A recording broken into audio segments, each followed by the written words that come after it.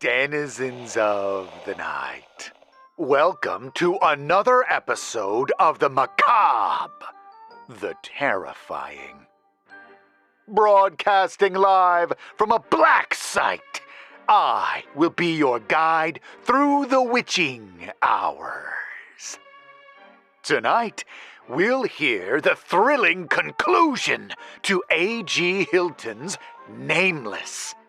In our last episode, our protagonist was visited by a mysterious stranger who claims that evil things are happening at the facility where he works. The two form something of a plan before our protagonist succumbs to a sudden and violent headache, which causes him to pass out. Tonight, we'll discover where true evil lies. And I assure you, it will be, quite literally, unforgettable. This is part 4, the finale of Nameless, which was written by A.G. Hilton.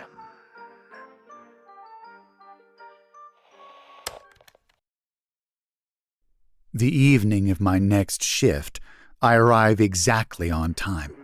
Luke is waiting as always. I really can't say for sure if it was his car I thought I kept seeing over the weekend, but nevertheless, I'm expecting trouble, especially after the strange conclusion of my last session. But he smiles at me as I get out of my car in that way I've grown accustomed to. "There he is," Luke says. "How are you? You look good. Use the weekend to catch up on rest?" "Yeah, something like that," I reply. "What about you? Good weekend?" He stands there for what feels just a beat longer than normal.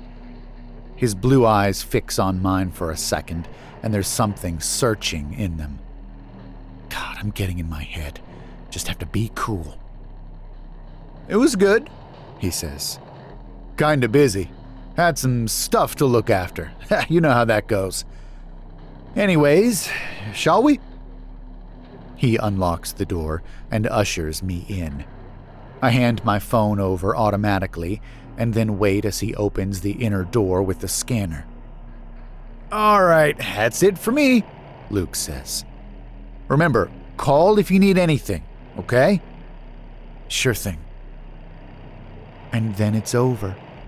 I'm alone in the stark white of the hall, and I feel myself almost melt as I release the physical tension I hadn't realized I'd been holding. I almost skip as I head to my station. I've pulled one over on them. The container is sitting, as always. No signs of it having been disturbed or opened. I feel like I'm studying it with new eyes. Could it really be that some poor souls are locked in there, even now? I imagine what it must be like, enclosed within the smothering blackness of the container. Is there a press of bodies? Is it vented in any way, or were they nearly suffocating? The thoughts turn my guts. But for now, there's nothing but to sit and wait. Normally, the time passes with agonizing slowness, but tonight, it's skipping by. Must be because I'm keyed up. As I walk the blank halls for my routine checks, I play out different scenarios of what's to come.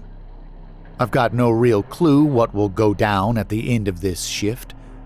I know the stranger had told me I wouldn't need to do anything out of the ordinary, just play along as a victim. But even now I know it can't happen that cleanly or easily. My self-assurance falters, but only for a moment. I feel my worries drift aside as I stand before it. Once again, it's my time to check the halls, and I find myself drawn to the red door. I sit by it, listening, once even hazarding a knock on it. But no response returned. The night was passing quickly, but not as quickly as I would have liked. "Soon," I whisper somewhere deep within myself. soon. I'm in the hall and headed for the exit before the bell signaling the end of my shift goes off.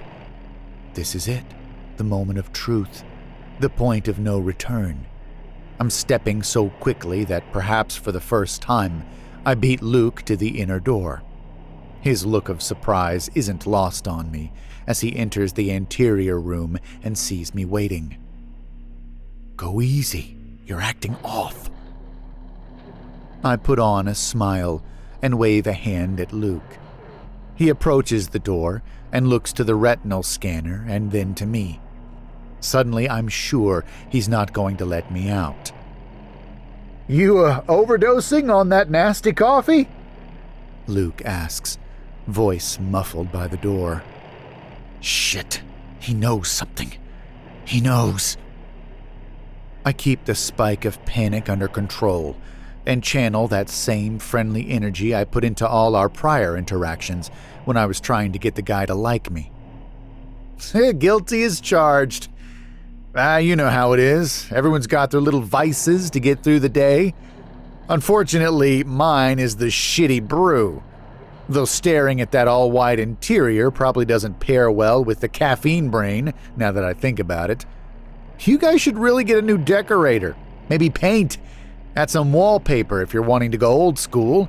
Just give a little something, you know? Luke shakes his head with a little chuckle. He seems to visibly relax. Maybe we can get you a request form.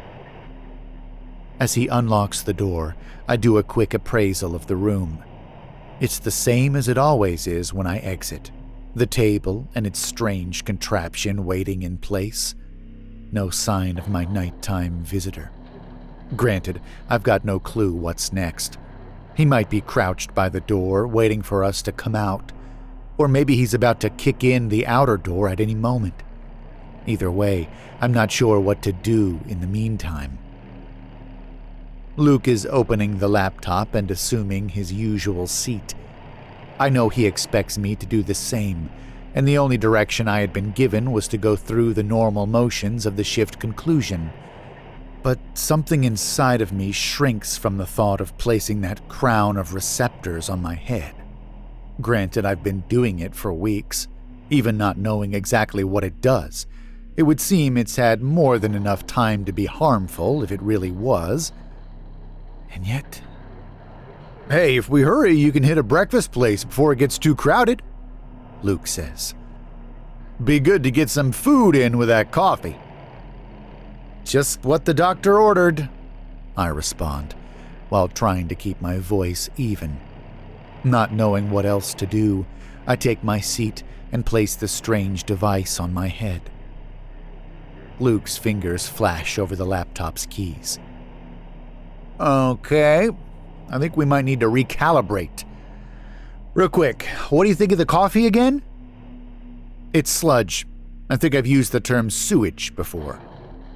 Luke smiles and nods at his screen. Experience any dozing or loss of time? No. Smile. Nod. What do you want right now? I want to be out of here, I say. Luke's brow wrinkles. Could you run that one back? Something the matter? Oh, not at all. Just, repeat your answer. Computer must be on the fritz. I hope he doesn't notice me gulp anxiously.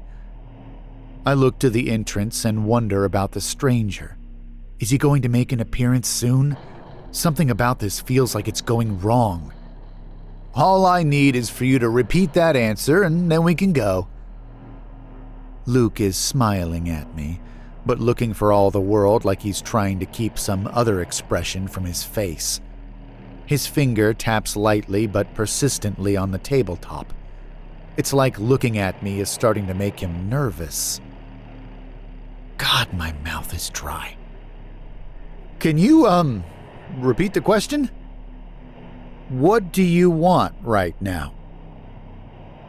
I want, to get out of here and grab a bite to eat. Luke nods. Just what I thought. Okay. Lastly, can you state your name for the record? I state it. Luke's smile falters. Run that one back? Must be another glitch. I state my name again. His eyes dart from the laptop screen to my own. Somehow I know the game is up. Something has passed unspoken between us. Some threshold has been crossed, a boundary transgressed. And though I don't understand exactly what has happened, I tense as I see a mirroring tension enter Luke's body. I move just before he does. I can't explain exactly what happens, but I sense something in his body language, some tell that he is about to take action. So when he pushes back from the table, I'm already lunging across it and reaching for him. I've never been particularly athletic, but it's like my body has been saving up for just this moment. His eyes bulge wide, and I'm surprised at the snarl that erupts from my lips as I claw at him. The table and chairs overturn. The strange contraption smashes on the floor along with the computer. When I come up, I look wildly for Luke, but I see the strange man has appeared amid the chaos. He's grappling with Luke, grabbing at his hands and trying desperately to keep them from something. His ankle! The man screams at me. He keeps a small gun in an ankle holster! Without a second thought, I crawl to the pair and grab at Luke's ankle. Sure enough, hidden stealthily beneath the pant leg is a holster with some snub-nosed little pistol. With it in my hand, I pause. I'm supposed to be playing along like another victim. By going for the gun instead of helping Luke, I've already overplayed my hand. Stop! The man screams at Luke. Stop or we'll use that on you. See if we won't. The man's words smooth over my reluctance. I think about the look in Luke's eye.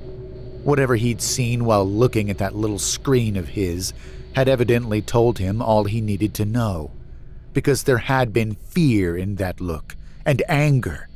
There was no playing along in a game like this. It was naive to have ever considered that to be an option. So I thumbed back the hammer and pointed the pistol at the bridge of Luke's nose. His struggles ceased almost at once. The man slowly released Luke, who keeps his eyes locked on mine as he holds his hands up placatingly. "You don't have to do this," he says calmly. "I'm not sure what you think this is going to accomplish or what you think is happening right now, but I promise it is not however you think it is." "Shut up!" the strange man screams. "Shut your lying mouth, you worthless shit!" He looks to me. "He keeps yakking? You put a hole right there, yeah?" Luke looks at me, mouth a thin line. The man kicks Luke in the side. "Get up and get over to the scanner. You're gonna open the door." Luke writhes from the force of the blow. Through clenched teeth, he says, "I can't do that. I won't." The strange man sighed. Then, before I can understand what was happening, the man turns to me, steps close behind me, and lays his hand over my own, which wields the gun. Then, with a quick movement, he guides the barrel a little down and to the left before squeezing, the motion causing me to discharge the weapon. A red mist splashes across Luke as the middle two fingers of his right hand fly apart at their second joint. Luke wails and clutches at the hand while blood spurts from the stumps as if from little fountain heads. My jaw hangs open at the sight, the gun cold in my hand. "I don't know about you, but I have wanted to do that for a long time," the man says. He turns to me and claps me on the shoulder. "You're doing great. Better than I hoped. Just hold it together a little longer, yeah? Now let's get him up. My world has shrunk down to its simplest components. I'm not really thinking about what's happening or what I'm doing as I get Luke up from the floor and help shuffle him to the inner door. The whole procedure is just automatic motion, punctuated with incidental sounds. "Open those pretty eyes," the man says. "Unlock the door and don't make us fight you. Hate for other extremities to get lost." Luke leans against the white wall. His shirt is starting to look like scarlet tie-dye, and he leaves a red smear on the wall. "Whatever you're hoping to do here, it won't work. Even if I unlock it for you, the recovery team won't let you leave." "Recovery team?" "There's a time limit for the shift change-out.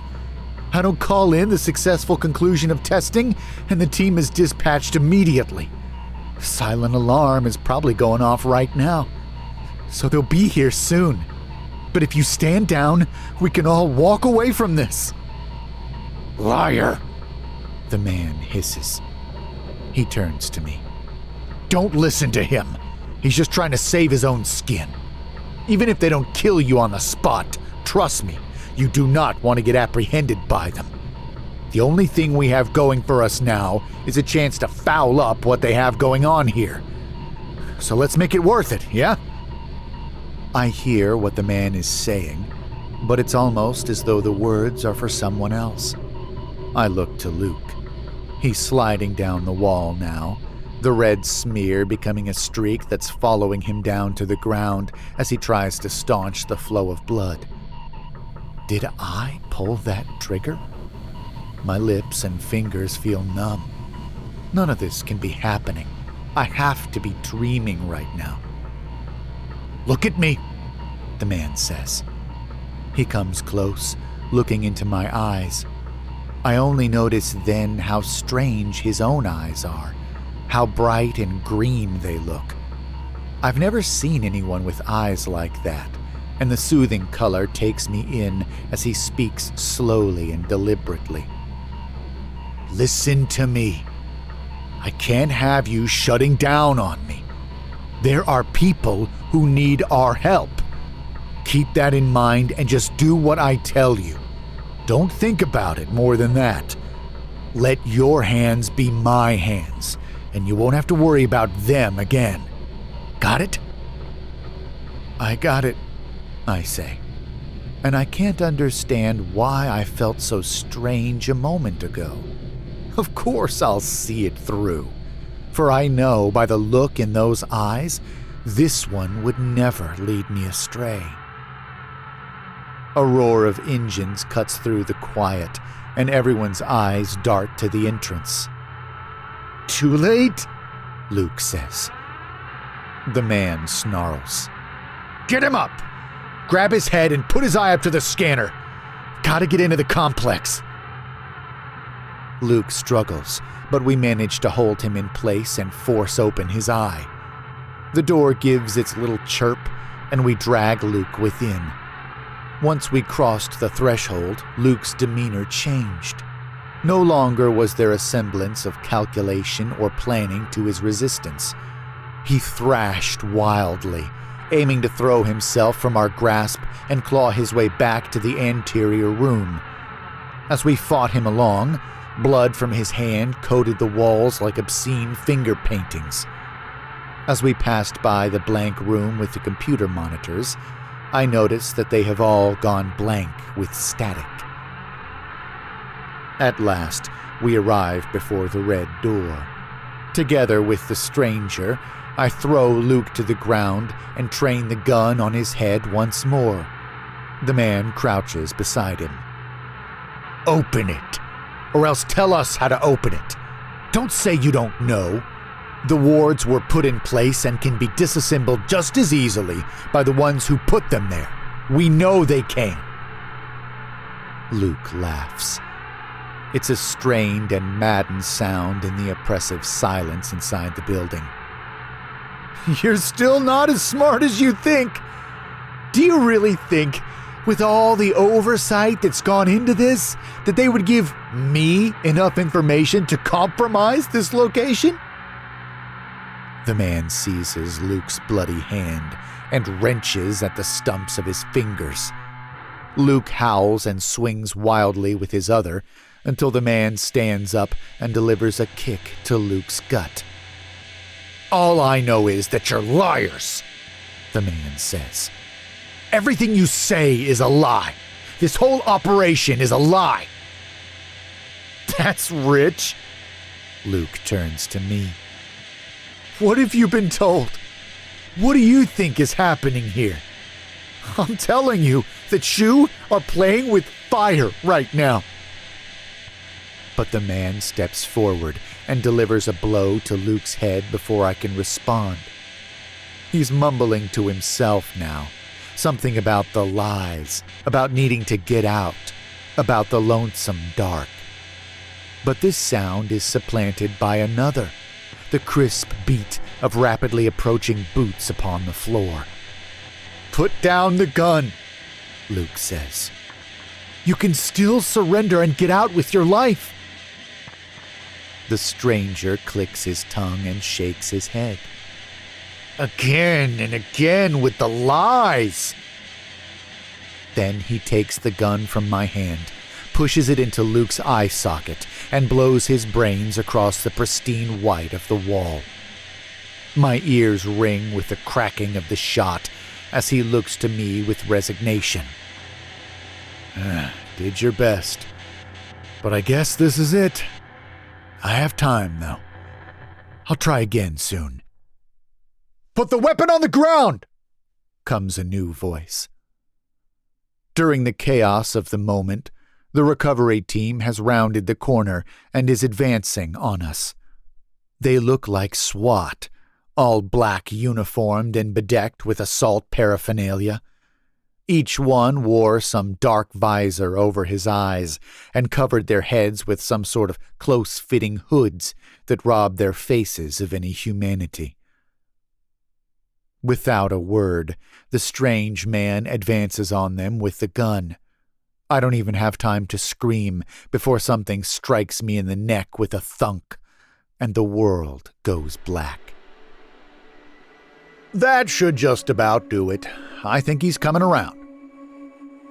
Pain. At first, everything is pain, as a dull throb pounds from between my eyes. Someone speaks to me, but the words have no sense to them. I think vaguely that if someone could remove the ice pick that must surely be planted in my forehead, my vision might clear. Then, gradually, light takes on color, and color takes on shape as a room comes into focus.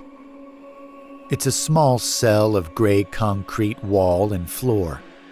A reflective pane of glass is set to one side, and I realize I am sitting in a chair. I cannot move.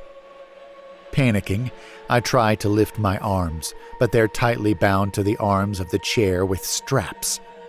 I try to shimmy and turn the chair, but evidently it must be bolted to the floor.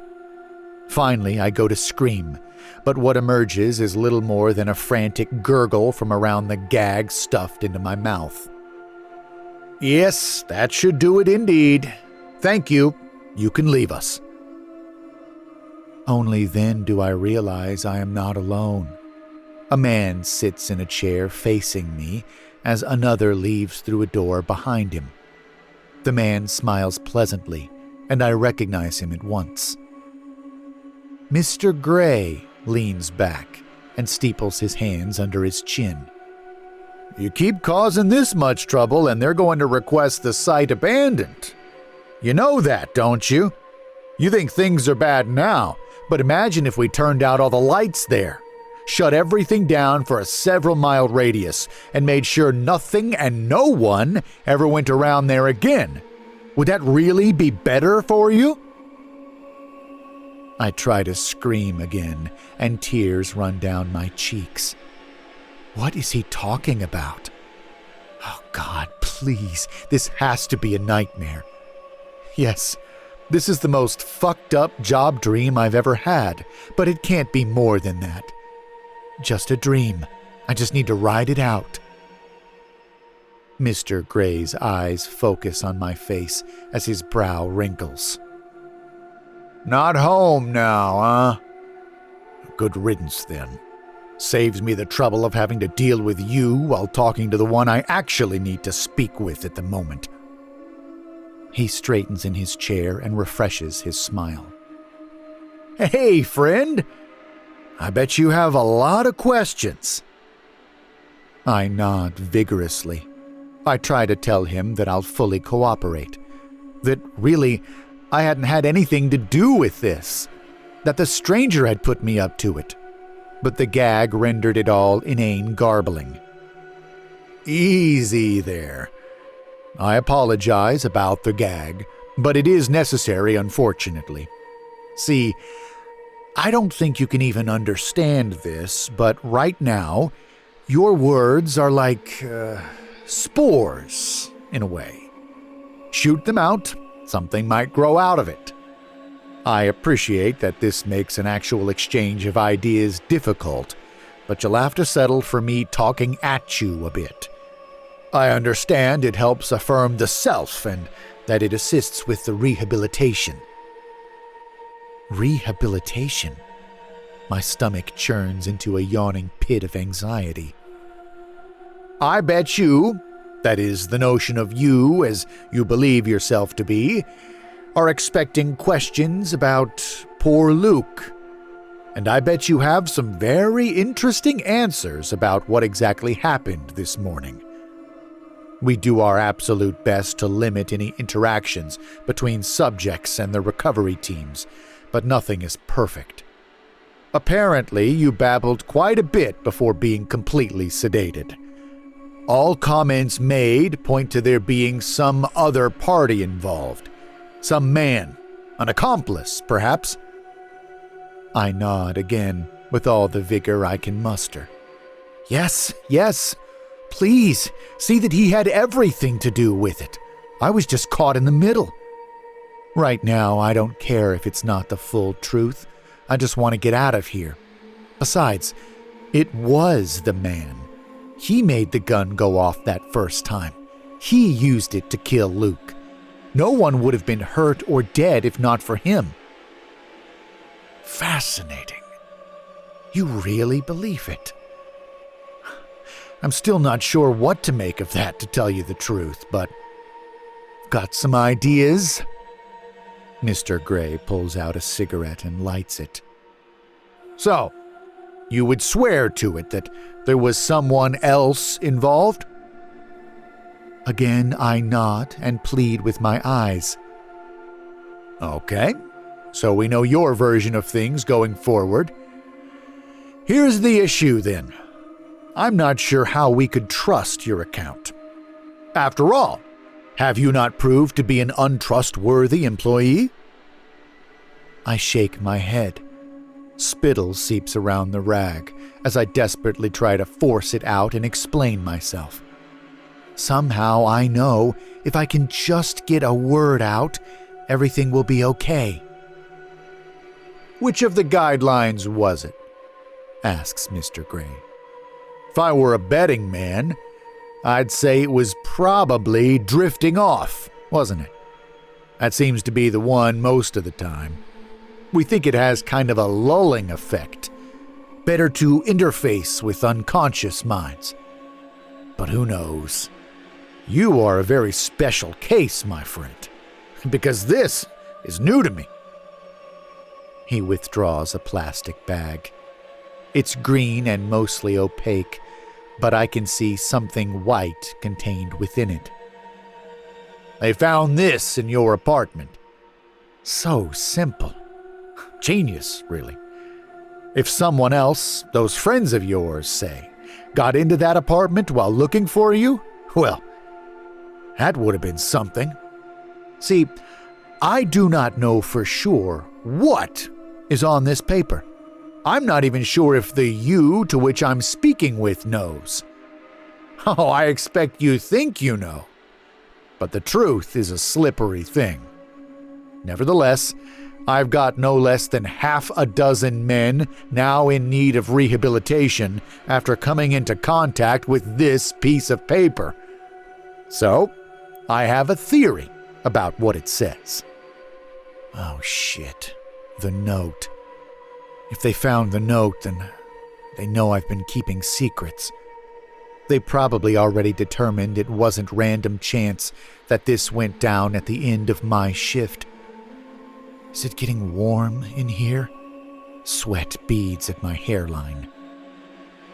Mr. Gray leans his elbows on his knees and looks at me squarely. His gaze is searching, as if looking for some clue in my face. When he speaks, it's as if he is speaking past me to someone else. It is your filthy name, isn't it? That profanation you have as a title. I look to the bag and then to his face. I have no idea what he is on about. I try desperately to convey with my eyes just how much I don't understand. But my body seems to have a will of its own. For as he speaks of the name, I feel my fingers hook into claws, and I try to lunge at him, but the straps hold me in place. A growling escapes my throat, audible even with the gag in place. Then I'm blinking in confusion, both at Mr. Gray's words and my own outburst. But Mr. Gray is nodding with a knowing smile. There you are. Found some new way to hide? I will give credit where it is due. You almost fooled the scanner. I did not think it was possible, but if what I think is true, well, this opens up so many more questions to investigate. After all, I've always been of the opinion that containment is only part of the aim here. Everything can be a learning experience, and knowing this only helps improve our designs. I want to wipe that knowing smile from his face. No, I just want to talk to him, make him understand. I want him to shut up. I will make him shut up. I want to go home. I don't know what I want anymore. Mr. Gray checks his watch. Look at the time. I almost forgot about the job interviews going on this afternoon. Always so much to do. Anyways, now that we're all present and accounted for, let's make this quick then, shall we? He reaches beside him and picks up a tablet, which until now had evidently been lying beneath his chair. He speaks on as he powers up the device and begins tapping on its surface. Forgive me for circling a bit as we get to the heart of things. It is only that this can be a great deal to take in. Like I said, the whole point of this little conversation is to help give you some closure by trying to make you understand. The hope is that by giving you some much-needed perspective about what happened today, this will help your psyche reconstitute itself properly. Do not ask me how. It is all jargon to me. I leave that up to the good people in amnestics at the rehabilitation program. But for simplicity's sake, just think of this as an exit interview. I'm sure you have found it quite frustrating not knowing the details of the operation here. Obviously, this is the case, else we would not be having this conversation under these circumstances, which further means you broke one or more of the protocols, or that the note was planted by a prior instance for you to find. It could be a little of both. Frankly, I am fascinated by the latter option, but now that is neither here nor there. What matters to you now is understanding that this is what has happened. You have broken the protocol, hence a near containment breach has occurred. I jerk my hands in their straps. The leather only bites more into my bruised wrists. I don't know why there is a growing tide of panic within me. I must stop him from talking. I don't want to hear his insane prattle. We operate upon the currency of perception here. In a way, we are merchants of truth. Now I know you, both of you, probably, think that just makes us liars. Perhaps this is true. But then so many things, good things even, are built on lies when you get down to it. I'm certain from where you sit, it has to be hard to believe that anything good is happening here. But people such as yourself are really an invaluable resource. We are very selective about the whole thing. Everything about your situation has been engineered to give you a little nudge our way. Your benign psychological profile, lack of living relatives, and financial circumstances made you a perfect candidate for the program. And then we told you just what you needed to know in order to do one thing: be our eyes and ears on the ground and report truthfully to us. Mr. Gray pauses and gives me another appraising look. I am almost tempted to take that gag out. I want to know what you think is in that building. If the reports from when you were brought in are something to go by, it sounds like you thought you were being some kind of hero. Thought you were freeing people. And Mr. Gray laughs and shakes his head as he continues to prod at the tablet. I'm sorry. It's only that it seems so silly from this side of things, but the stories are always interesting. I bet this mysterious stranger clued you into all these things, no doubt. I bet he looked and said just the right combination of words to get you involved. I bet he looked just how he thought he needed to look to get you to listen to him. Is that about right? I'm visualizing myself tearing free from the straps and ripping the gag from my mouth before biting out his throat. And in equal measure, I am sickened by the vivid and sudden fantasy. He, or rather it, knew what to say and do because it knew you. It has been learning about you for some time now, I imagine. This is why we have the protocols. Because if it knew you, you had to have known it. You let it in at some point. What I don't get is the charade. Why concoct this story about people needing to be saved? If you want to know what I think that is how you hid. And perhaps the lie it told was effective in part because it had some measure of truth. There is something alive at the site, something held there. Mr. Gray smiled. The smile said he'd given variations of this speech innumerable times and that he was coming up to an enjoyable part of the performance. Have to tread carefully now. We're dangerously close to the truth. And in this case, the truth, well, let's just say some things are dangerous to know too intimately. See, as best as we understand from all the data gathered, the thing that exists in that container is quite a unique form of life. Mr. Gray appears to be truly enjoying the monologue. He gives me a knowing flash of his eyes before continuing to fiddle with the tablet. I hope you're starting to understand. But right now, I'm betting you want to know what lives in that box. Here's the wild part. No one knows exactly what it is. It remains nameless in all truth. No one has ever seen it and been able to provide an accurate report. Anyone who sees it just loses themselves, really. I do not know how else to explain it. Seeing it is not even necessary, as it happens. If not for the way the building is constructed, and the container as well, no one would be able to exist near the thing and be unaffected. It exerts a psychic field. Sounds so silly when you say it out loud. I prefer to think, it has an influence on conscious beings around it. And it is deeper than that. I have managed this site since we became aware of the anomaly. I may not have first-hand knowledge, but I think my observances have painted a picture which suggests a great deal. My theory is that it projects itself into other minds.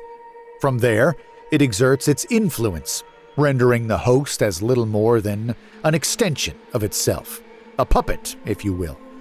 And this projection is not limited to being directly within its field of influence. Simply understanding something of its true nature, seeing it, even just an image, or being told about it in too great of detail, appears to be enough to allow for some kind of contact. Then, he snaps his fingers, a complete and forcible takeover of the host's psyche. He pats my leg. Pay attention to this bit. This is where guys like you come in. See, while we can physically limit the reach of its influence, the thing is still alive and always seeking escape. Originally, the site was monitored remotely, but considering the mess that would happen if a live feed was compromised and infectious images and data were released, that was abandoned. It needs to be watched, and directly, so as to contain knowledge of it at the site if a spread were to occur.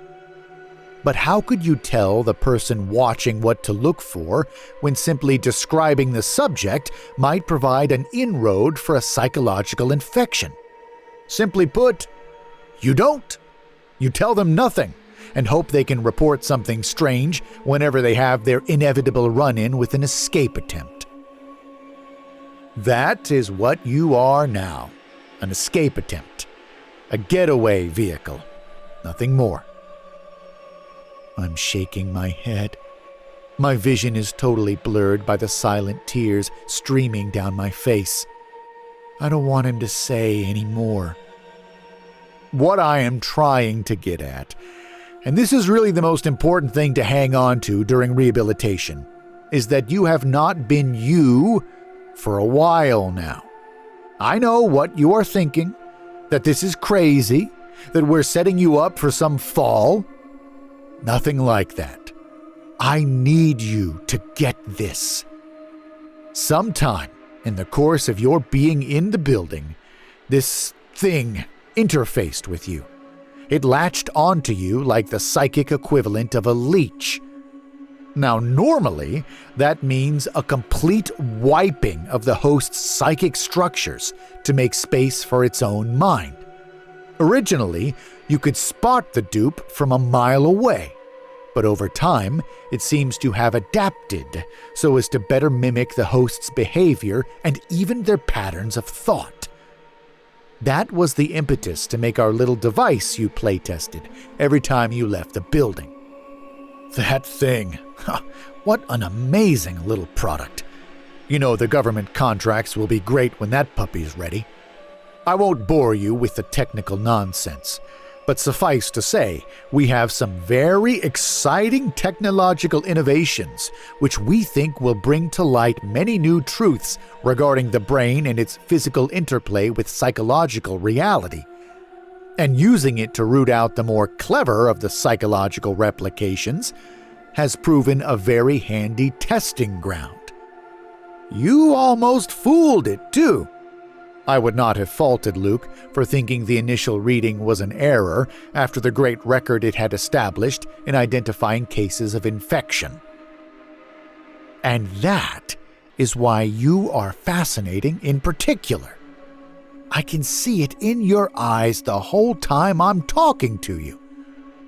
So much fear. Some part of you, maybe even the greatest part of you, has no idea what I'm on about. It has really done a number on you, friend. Really taken its time. I'm shocked, honestly. After seeing the data recovered from that module, either it's created a simulacra so close as to believe it is the original, or... you are still in there with it somehow. Perhaps it is learning to cohabitate. Either way, it seems keeping that bifurcation up would be damaging to say the least. So if you, that is the person who was hired, are still in there, I need you to pay very close attention. His words, they aren't right. The lies hurt me. They make me feel like I'm coming apart somehow. I think I'm going to be sick. I'm going to puke and choke to death on it if someone doesn't take this putrid rag from my mouth. But I'm taken from my panic as Mr. Gray holds up the tablet with which he'd been fiddling. A shaky camera feed depicting a white hallway flashing by fills the screen. I recognize the hallway and know that this has to be body cam footage from one of the recovery team members. The camera careens down the hall and pauses at a turn for a quick, hushed exchange of muted voices before rounding the turn. I see myself then. Luke is slumped against the wall, and I stand above him, alone. I strain my eyes at the footage, willing the third person who I know was there into existence. But no one else is in the frame. Standing alone, I watch myself look in the direction of the camera, say something inaudible, and blow Luke's brains out the back of his head. "Think on that," says Mr. Gray. He's paused the image with Luke's corpse still well within view. I can only sit there and blink stupidly while trying to will the image away. Think on who you are, and know that you have not been you lately. You must identify the point the break occurred. He pats me on the shoulder as if we're good friends. Or something like that. Amnestics will tell you all about it, I'm sure. Oh, typically, if the rehabilitation goes well, we will get you released with a new identity and try to reintegrate if possible. Someone up top is curious about the long-term effects of coming into contact with a field like this thing exerts. Program comes with an office job at one of the other more public-facing divisions, and of course, a new identity. Say, you're going to need a new name. I can put in for a new name for you if you've got one you like. I haven't really heard any of what he's said. The words are just rolling off me while I feel myself going numb. Mr. Gray gives my blank face a wink. That's all right. Not feeling up to it, so I'll pick one for you.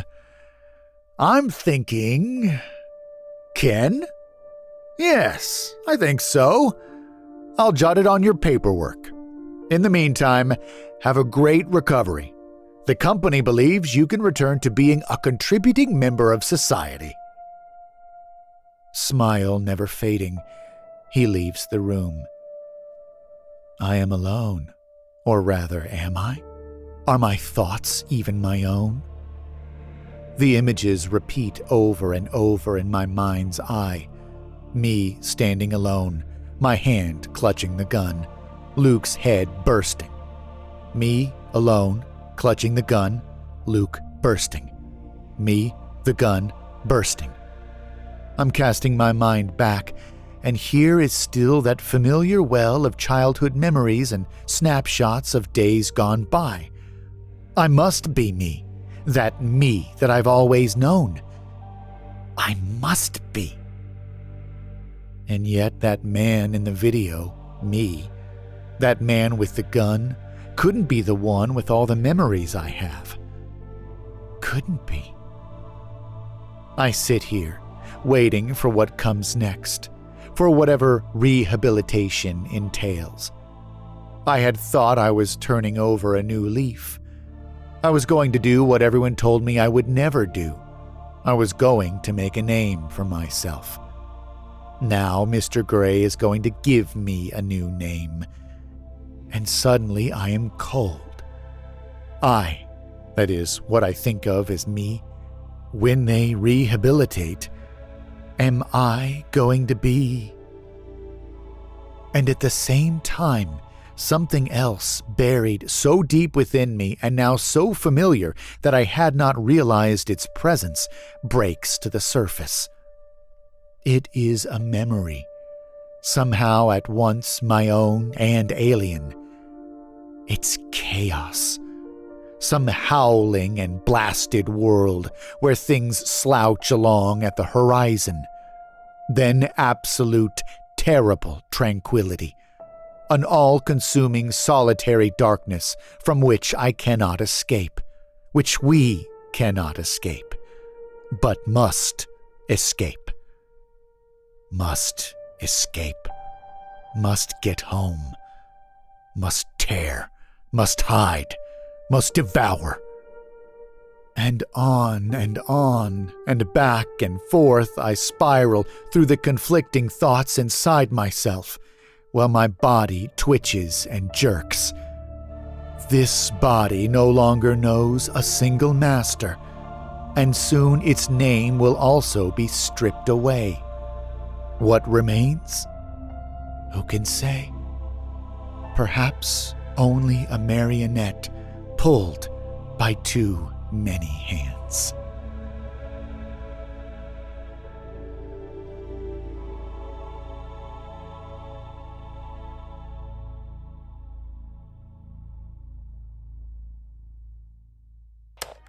Oh, man!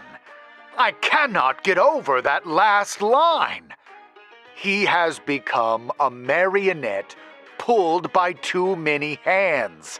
What a fantastic image! Bravo, Mr. Hilton! Bravo!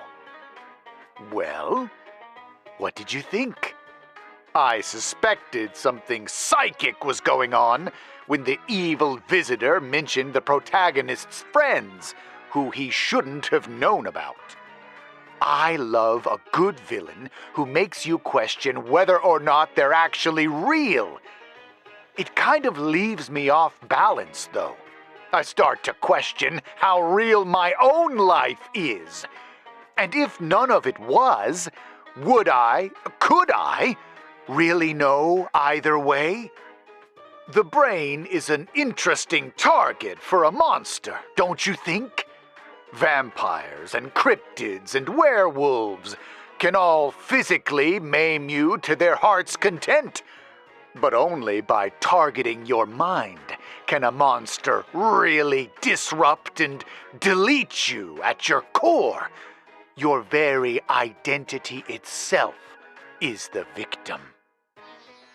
I want to give a special thank you to Shadowkeeper, who provided much of the incredible score for this story.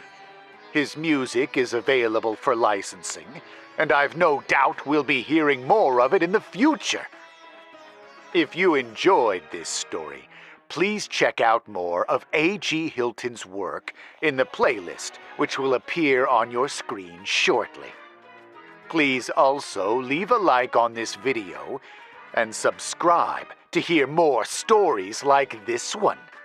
Whatever you do, go now and make a list of all your likes and dislikes and personality quirks so we can reconstruct you after your mind is poisoned. And don't fall asleep.